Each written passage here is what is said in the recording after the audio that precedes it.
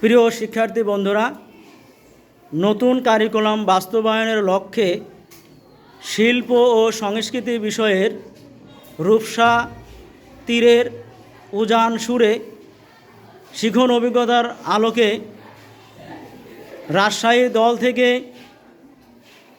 খুলনা বিভাগের ঐতিহ্যবাহী গাজীর পট নিয়ে উপস্থাপন করবে উসমিয়া তোয়া।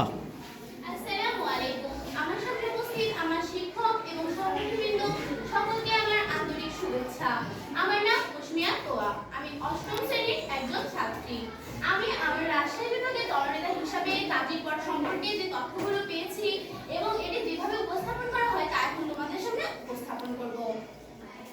খুলনা বিভাগের একটি ঐতিহ্যবাহী চিত্র হলো পটচিত্র। এই পটচিত্র আঁকা হয় এক টুকরো কাগজের উপরে বা এক টুকরো ছোট কাপড়ের উপরে। যারা এই পটচিত্র আঁকেন তাদেরকে পটুয়া বলা হয়, আর যারা এই পটচিত্র উপস্থাপন করেন তাদেরকে গাইড বলা হয়। মূলত এই পটচিত্র এখানে যেটি আঁকা হয়েছে এটি গাজীর পট। পটচিত্রকে দুই ভাগে ভাগ করা যায়, গাজীর পট আর চৌকা পট।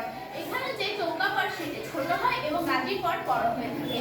তো এটি যেভাবে উপস্থাপন করা হবে, এখানে মূলত গাজী পীরের নির্দেশক গাজী পীরের মহিমার কথা বলা হয়েছে।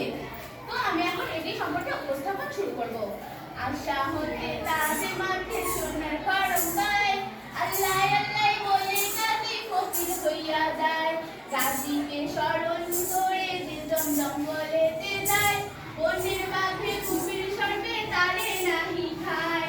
স্নান করিয়া দেবা নারী মুখে বিরমান, লোকে বলে সেই নারী আমারই সমান। এখানে গাজী পীরের মহিমা সম্পর্কে বর্ণনা করা হয়েছে। মূলত এখানে বোঝানো হয়েছে গাজী পীরের নাম নিয়ে বনে গেলে পারে তাহলে বনের বাঘ কুমির সর্প তাকে কখনোই খায় না, আর এই গাজী পীরকে সবাই ভয় পায়।